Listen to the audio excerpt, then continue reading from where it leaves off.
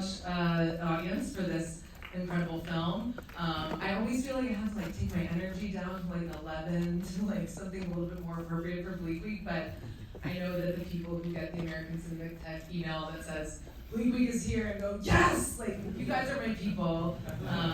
We are kindred spirits, so I'm so happy to see so many of your faces.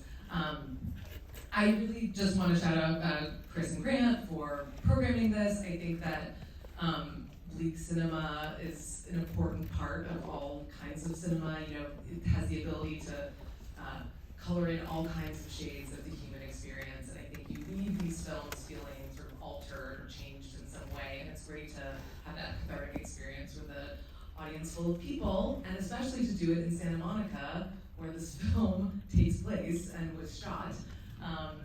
And this film, They Shoot Horses, Don't They, is an incredible movie. I saw it about 10 years ago for the first time in grad school. I revisited it about a month ago, and somehow I had forgotten how dark it is. It's such a remarkable film. You know, in the late 60s and early 70s, a lot of filmmakers were using, especially nostalgia for the early part of the 20th century to comment on things that were going on in the world.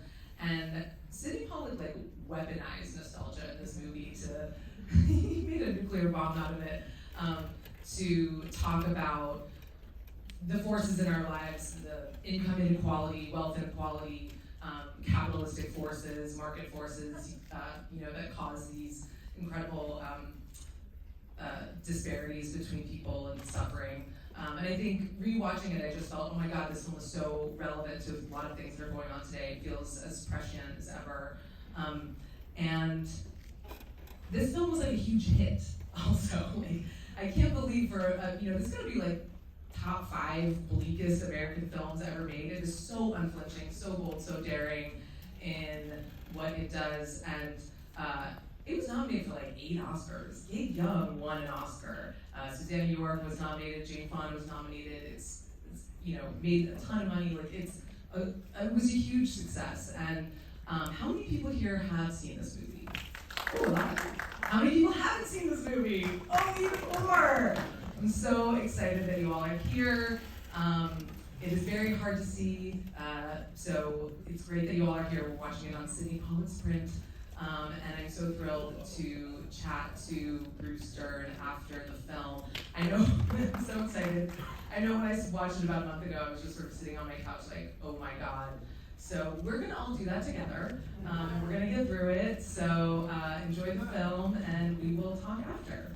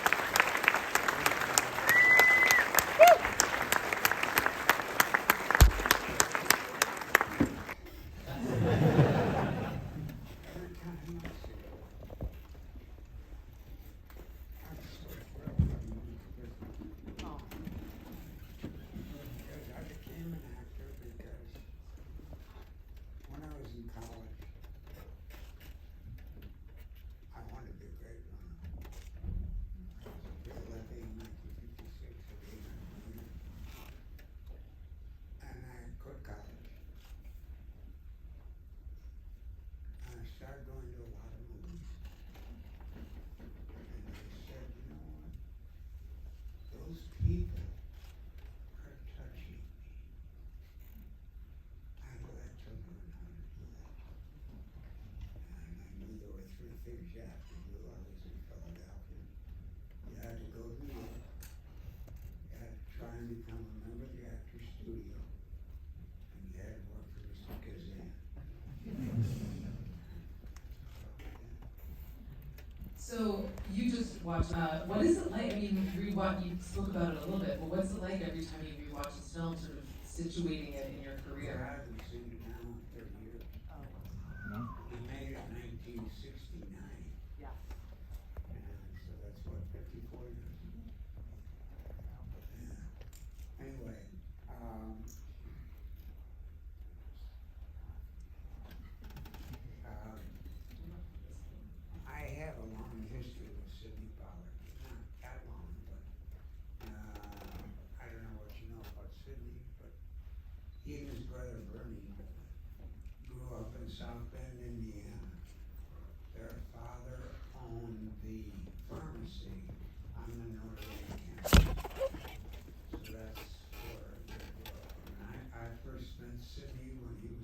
assistant for John Frankenheimer in New York, 1959. And Frankenheimer was doing a movie about 3 kids that killed a kid in a playground. And they were Puerto Rican kids. And the odds were stacked. You never knew really what happened.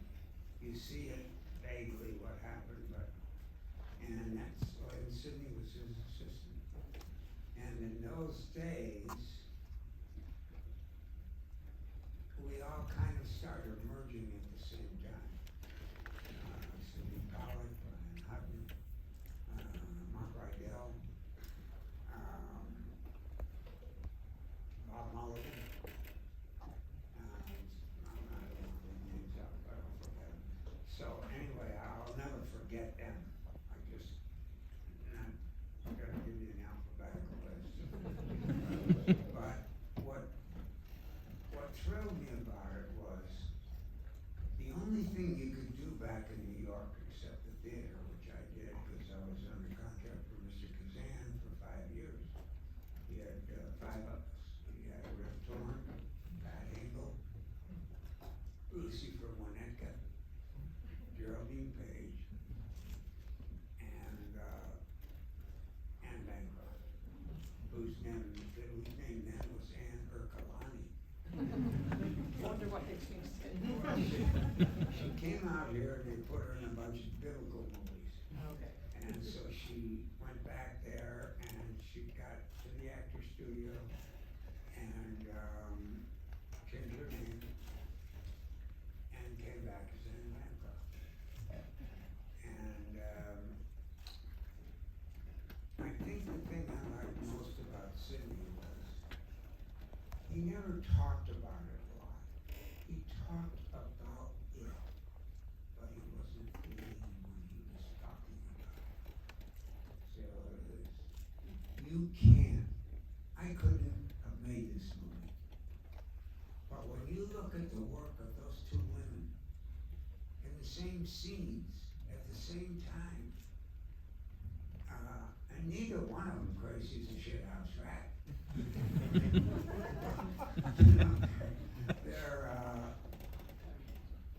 It was just a pleasure. I had done a movie for Sidney 6 months earlier in Yugoslavia called Castle Keep. And starred with Lancaster and a whole bunch of us guys that were on our way out. Tony Doe, Michael Conrad, Felice Orlandi, Michael Sarrazin, just a whole group of people. And what Sidney did was he saw a piece of material and he saw what he could make it better with it. And it was only in movies. We had to see it, and not in the theater. We had to see it, in a movie theater. And therefore it was exciting to be around him because he knew who I was, and he knew I wasn't Dabney fucking Coleman. Who couldn't be like part I could play, right? But anyway, the thing that I liked most about him was my wife, Diane Ladd, who's Laura's mother. She and I lost a child drowned in a swimming pool when she was 18 months old. That was on a Friday night. Monday morning at 8 o'clock, my phone rang. It was Sidney Pollack. He said, "How far do you live from 4 Star? It's now called CBS Television Center, but it was called 4 Star then, across from DuPont." And we missed DuPont. And anyway, he said, "How long would it take you to get to 4 Star?" I said, "Well, I can usually run it in about 9 minutes, but I'll come in the car." He said, "Get over here. I want you to play the lead in this episode of The Law and Mr. Jones." When I got to the studio, I had a pass. I didn't have to show a bunch of shit to get in.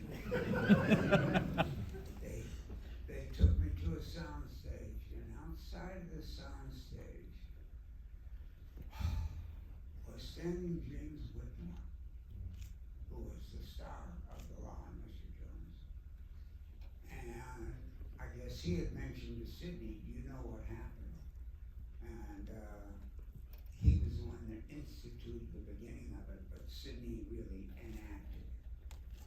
And that always made me think that he had something magical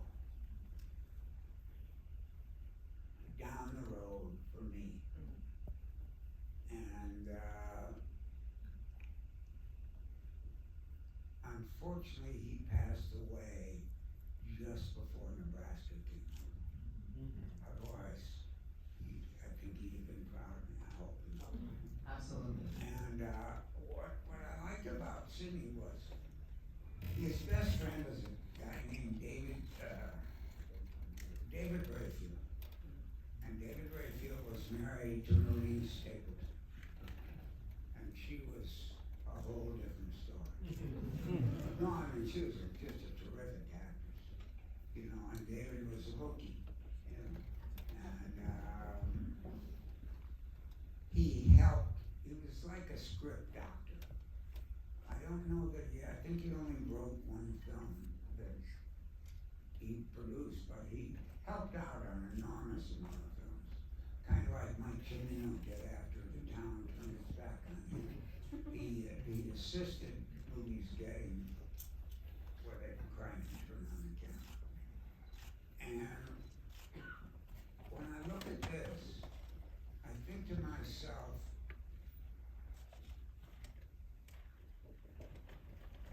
Gabe Young won the Academy Award for this performance. And Jane and Susanna, but only one was for Best Actress, Susanna was for Best Supporting Actress. But people forget, that's the killing of Sister George, Susanna York. And I was never aware. I mean, on Fridays at noon, lunchtime, I had to drive Bonnie Bedelia down to Hollywood High School from Warner Brothers to take a biology class. I'm only like 21 years old or something like that. And the first time I met her privately, like where we went out to dinner or something like that, she said to me, I said, why? I didn't get your name. And I was working with her every day. Yeah. But I didn't know that she had a kind of hippie hat found down over her face, and she was always hiding, but never unseen. And there were a lot of them in that age, in the late 60s and early 70s, that came out of that. Another one was a girl like Susan Anspach, you know. I mean, they did extraordinary work when they were working. And I think the thing that I like most about Sydney is he collected us. Yeah. But we never went and had a meal with him. I mean, I remember every year for a while, or every 5 years, we had a dinner party for the cast of everybody that was in Castle Keith. And Sydney put on a party and ran some Italian restaurant somewhere, and we'd all go to it. And I think the thing I'm proudest of here, when I asked tonight, you know, how many people could I ask to come to it, they have never seen it. It didn't shock me, but for a long time, we couldn't get a print of it. Right. You know, Eddie Grant finally helped out a little bit, but he didn't have one. But he found one that could be copied and out of that came this. And then I think at one time, Scorsese was involved in the restoration of the film. But what I was pleased about tonight, it holds up, man. Oh yeah, it does.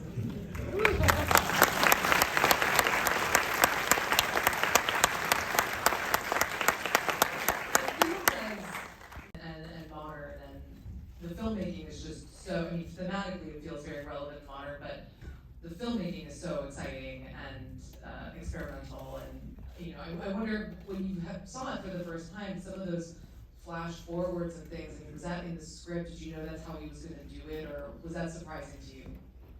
Well, uh, the, the only time that I had a director say something to me about somebody other than me was when, for 10 years, no one would make Nebraska. They didn't want to make it black and white. They didn't want to make it with me because all I could do is kill people in movies or be a threat. And so nobody thought could be funny or anything else like that. So I went up and I saw him, and we talked for about 20 minutes, and John, his casting director, was the only other guy in the room. And he said, we talked 10 minutes.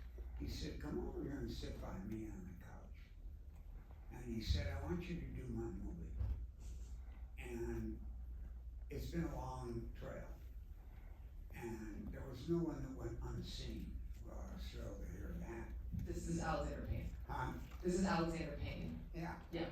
And Alexander said, so you got the role, but I do have to see one other person before I see you.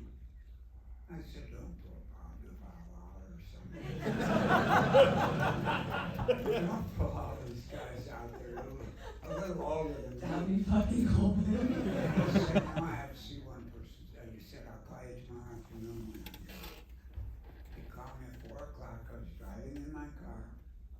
And he said, you got the part. And I'll have my people call on Monday morning at the Paramount to make your deal and everything like that. But you can tell your agents that, it's coming. And I said, who did you have to see? And he shocked me. He said, Carol Ballard. Because Carol Ballard can shoot people. And he said, he's a great cameraman, never gets a thing. And he directed a few movies, didn't he? But anyway, that was interesting. Well, Sydney had a bunch of people like that. And I don't know how it got to be friends. Well, I mean, how do you get to be John Ford? So you can only see you with one eye. How, and these were all giants. I mean, yes, I was under contract to Mr. Kazan when I came out here, got ready to get on a plane.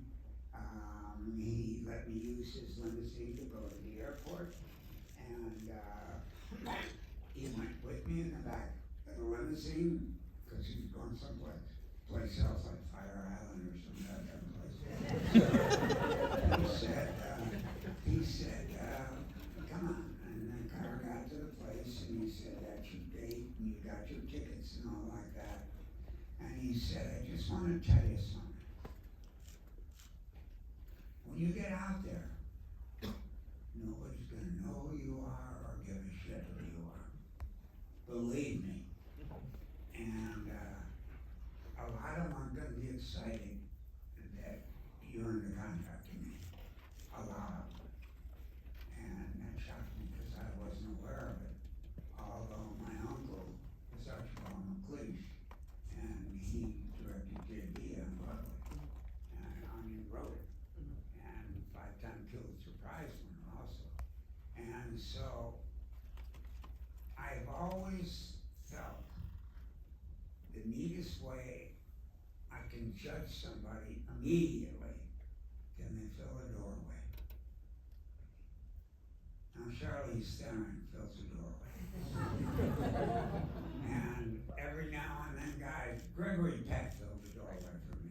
I mean, there's just something about an aura or a good thing about him. And Sidney had a collection of people like that, but tried to keep his hand in the norm. And his casting of all these people in the movie, he made them go through hoops because they had no idea what they were talking about. What the movie was about. Right. And the world record for dance marathons, they outlawed them in California in 1936, which was the end of the Lick Pier. And the Lick Pier is where they had the glass floor, so while you're dancing out there, you're looking down at fish.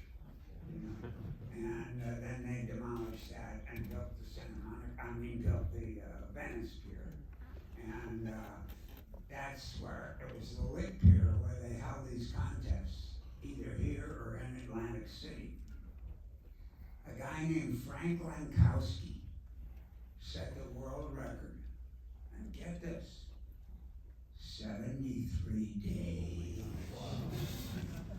Frank Lankowski then came to Hollywood. Was he the consultant on this film? No. Oh, I know there was some participant in these marathons who worked on the film. Oh yeah, there Yeah. were people like that. Yeah. I mean, they were all kind of like red buttons at the end of the movie.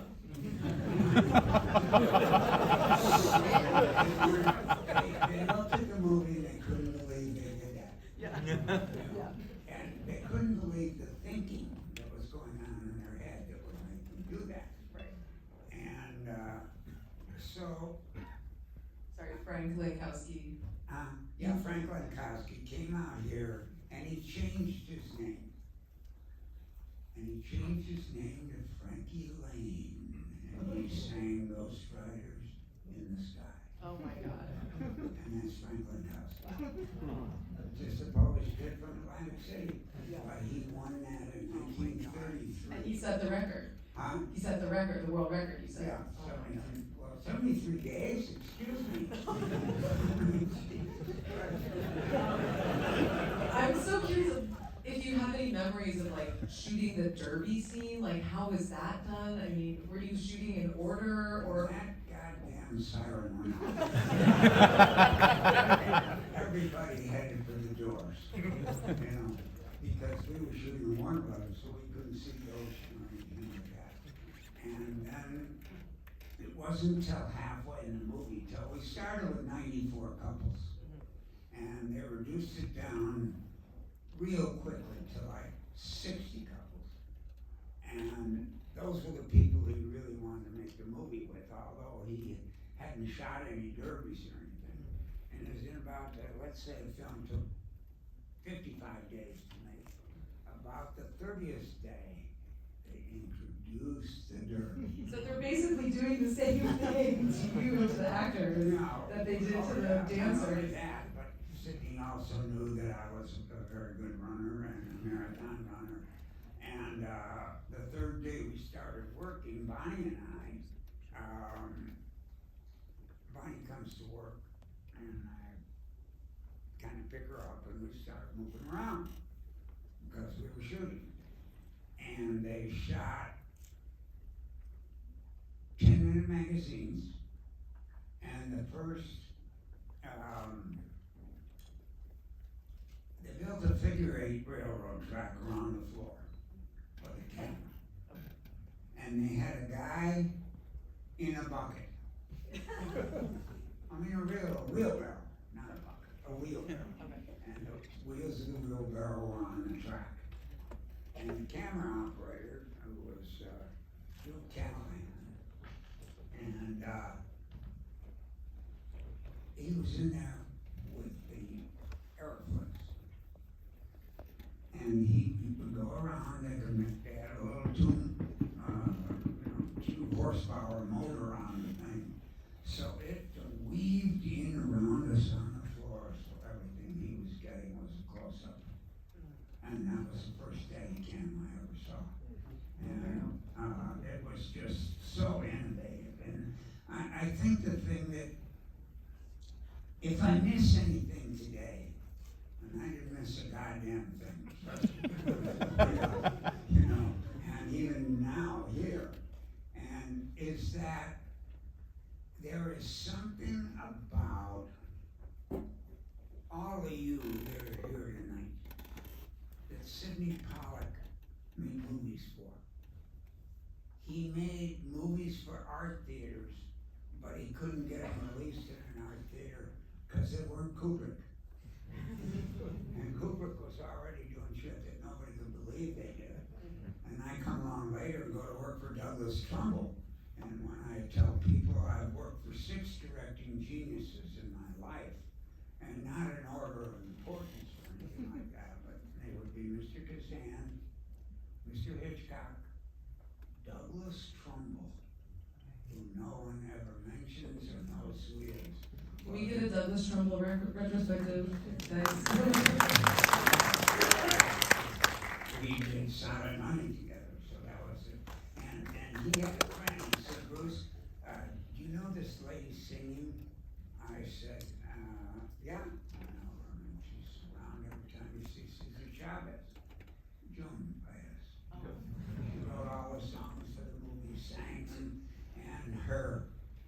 orchestrator who did all our music for a long time was a guy named Peter Schickley. Peter Schickley did one album, and it was called PDQ Bach. And it came out in 1959 or 1968 or 69. And that's what Sidney did. Sidney put together, I mean, he had his little group of guys. There's nobody like Quentin, or there's nobody like Alexander Payne. Alexander Payne said to me the first day on Nebraska, and it was cold. It was October, there's no sun there anyway. But October, November, there's absolutely no sun, and it's cold. And you see your breath on a 70-degree day, because you know it's coming. And he said to me the first day, he said, you see anything here you've not seen on the screen before? Or in a movie company, first morning. I said, I do. I see everybody seems to be pulling their oar. He said, well, hopefully, that's because we have 89 people here, and 79 booked every day on every film I've ever made. Quentin, same way, he's got it. Kazan had about 25. They build these teams, and they pick up their teammates along the way. Yeah. And I was so proud when Alexander told me that he saw Carol Ballard, because he said, I gave the script to Carol Ballard. He said, I could shoot this, but I'd take too much time. Because not everybody says, well, you're maybe the best cameraman. He said, no, I'm not a cameraman, Bruce. I'm a lighting cameraman. And in Britain, they all call themselves lighting cameramen, you know, because it's more than just, you know, do this and that. And so I was lucky enough to come on time, and you guys were in every theater we go to, because all the people who's Sidney's age group, that group of guys and girls would come along, and people forget Joan Macklin Silver. Yes. I mean, she did Hester Street, and I forget those other novels about the Jewish communities in New York and everything like that. So it was fun to go to work, because you never know who would have been invited that day. Yeah. You know, and it's exciting to come in here and see that you people give a shit.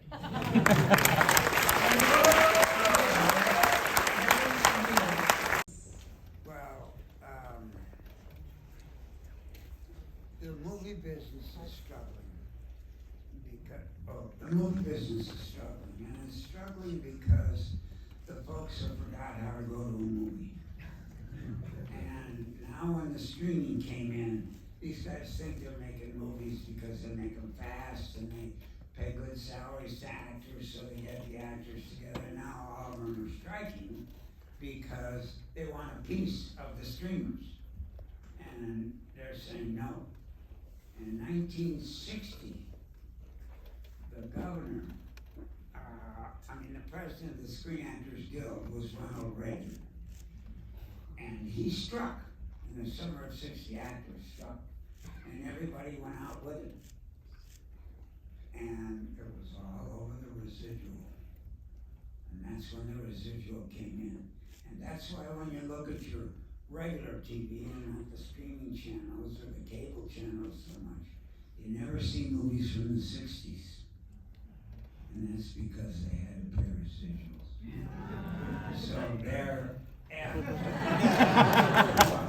well, we just won't show the goddamn thing. Just the other day, they show my movie every week now, the Black Sunday movie.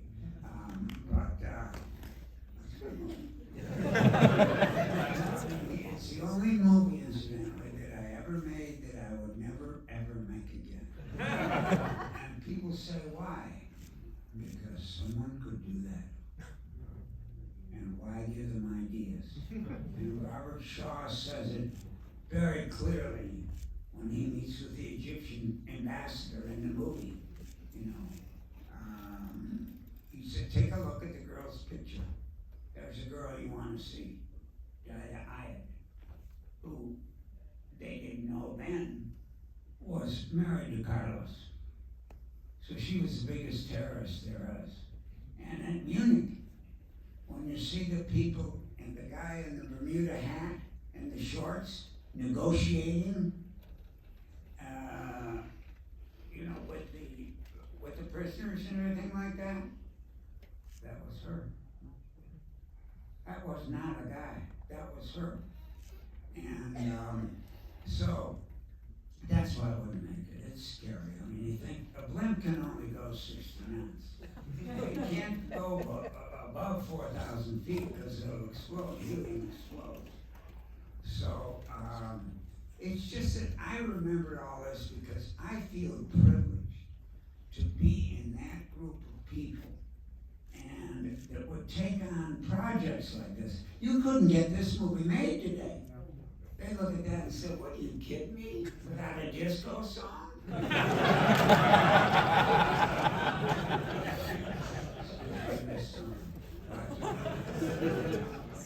So anyway, I'm delighted to hear. And any questions you want to say? Yes. Okay, another question.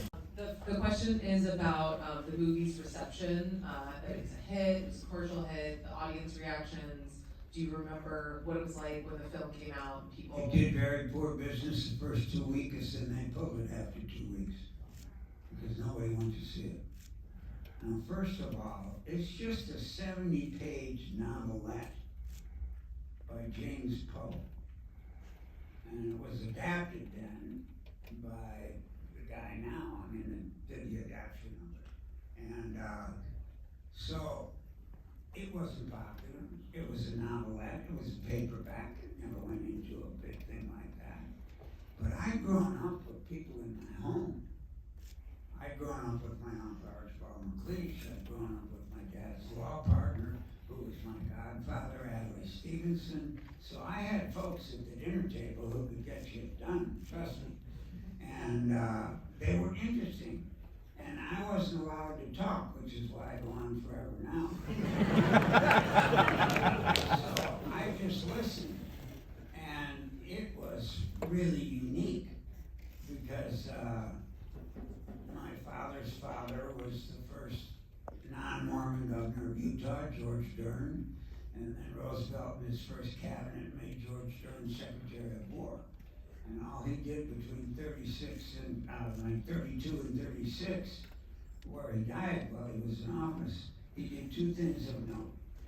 He granted the Philippines their independence, and he mechanized the army because they'd been blitzed because we didn't have the big guns and everything in World War I, and that's why we were at a disadvantage, so they wanted to do that. But what I love about the first movie I ever saw that got my attention, and I had become an actor about a month before I saw it, was The Killing by Stanley Kubrick. And why?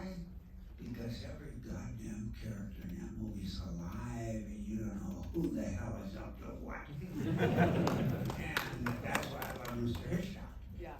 I mean, Mr. Hitchcock did the most amazing thing I've seen in my career. At the end of the first day, he got up and Howard Cassandra was the first AD, and he said, Howard, I'd like a word with my crew. He went to the apron of the stage about where you're sitting. He turned around to the crew, it was about 75 people. And he said, ladies and gentlemen, I'd like to thank you for quite a wonderful first day. You know, mild applause, thank you, we gotta go to Dr. Game. So, thank you, sir. He took his hands and he cupped them loud like this. He said, personally, everybody stopped. Alfred Hitchcock, in 1975, was the last of the plastic hearts. He got number 7. in his chest. No notes in his hand, no earplugs or anything noted me. He walked around that set and thanked 72 people by their first goddamn name. I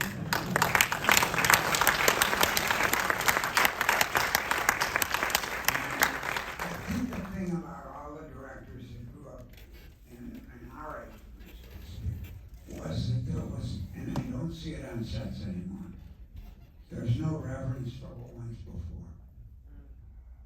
There is no feeling that, we know we're not inventing the wheel, but at the same time, we're expressing ourselves. Don't take film away from us, for God's sake. You can't do that. You can't see it on a box. You know, oddly enough, Alexander Payne, and, well, they didn't happen when Kazan was around, but Alexander Payne, nor Mr. Hitchcock, nor several other people, ever had a camera on their lap. Oh. And it just wouldn't have it. And so it was, it's revolutionized. I can't knock that. I can't knock these people, you know, that make the movies. Lulu, I forget her last name, who directed that movie that got nominated for an Academy Award 3 years ago, and the lady won an Oscar for it. I forget what it was called, but it was about. The Farewell. Huh? Was it The not Farewell. Lulu Wong? The Farewell? You're talking about Chloe The Zhao. Farewell? Yeah. Chloe Zhao. Lulu Wong? Lulu Wang. Won an Yes. Oscar. And, anyway, so, go ahead, I got a couple more. Okay. 68 to 76, that's when you saw a lot of movies, they used to show on television now, but I mean, out of that, you're starting with, Electric Horses. That's one. Yeah. It was Chartoff and Winkler's second movie. The third movie was Rocky. So that gives you an idea where they come from. But what it was like was neat. Because we all felt we were together. And I don't mean union members or this or that or the other thing. I just mean we felt we were part of a team that was gonna try and push the envelope. But we didn't know that's what we were doing because that's what guys like Henry Jaglin have been doing for 10 years already. And Jack directed a couple movies. And we all worked for Roger Corman for a decade. And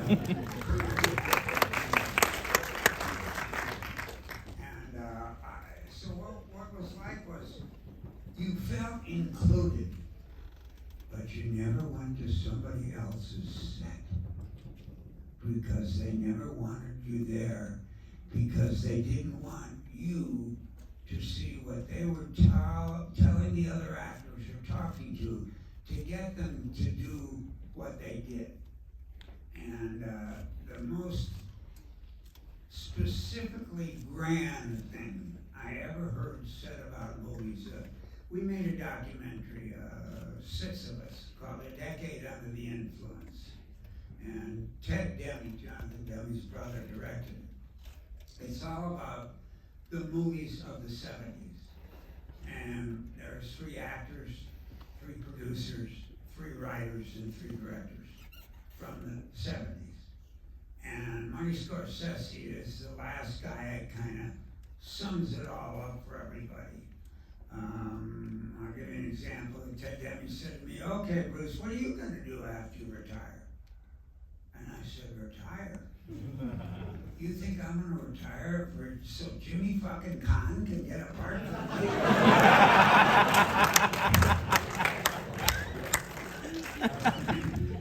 And so then the last one is Marty Scorsese.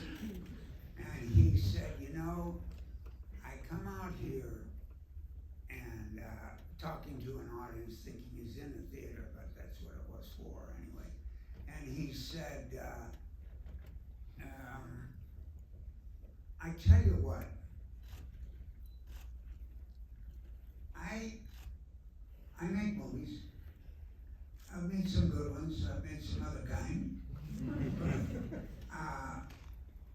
I'll tell you what, I could not make a movie like George Lucas makes, or like Steven makes, or like these particular guys make.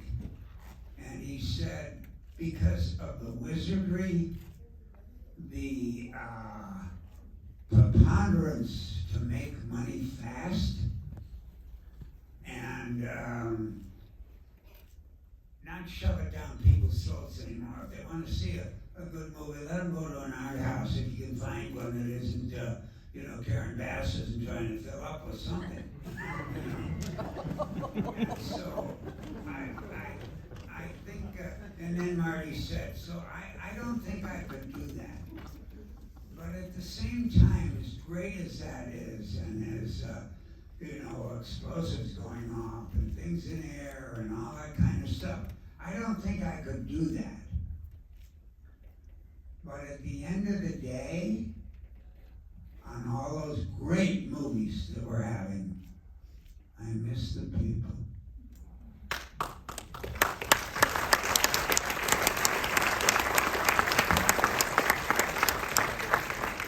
And Sidney tried to do that, and he Redford went their way for a long time, and then Sidney would try things. I mean, Sidney's got the biggest part, the second biggest part in Eyes Wide Shut. And only because the guy died. And he wanted Sidney there to help direct the rest of Stanley Kubrick's stuff. And he wouldn't even get into that. I mean, he just, and the other thing is, one director would go to another director, put his arm around them, and just walk. And neither one would say anything, but they were arm in arm. You see it at film festivals, you see it everywhere you go. I won the Palme d'Or at Cannes about a gazillion years ago from Nebraska. But the reason I call those 6 people geniuses, I stopped incidentally at We need the final Douglas 3. Trumbull.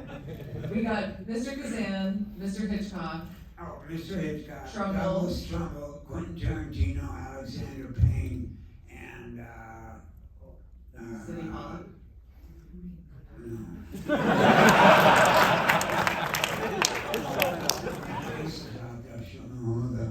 Francis! But it was, Francis Coppola. Thank you. The reason everybody says to me, well, why do you call them geniuses?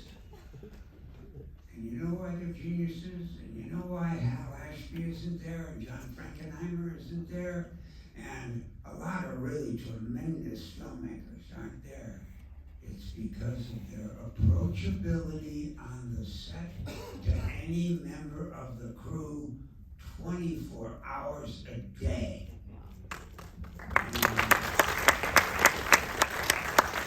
Everybody said, even Mr. Hitchcock, I said they're all professors.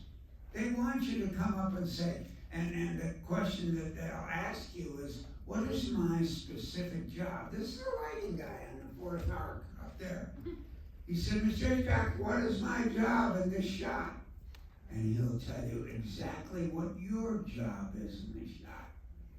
And that's why they were geniuses. And their tolerance of the whole day. They love the day. And I've never worked with, I did work with a couple guys. It was their first movie they ever did. But the most exciting thing that's happened to me in the last 8 or 9 years is you guys. When I can come into a room and it's packed with people that give a shit, that people that know what these people were trying to do, and if you re-release these movies, they couldn't make it because the theaters wouldn't play them, and they'll say, well, what do you got with it? I'll play it with Jaws.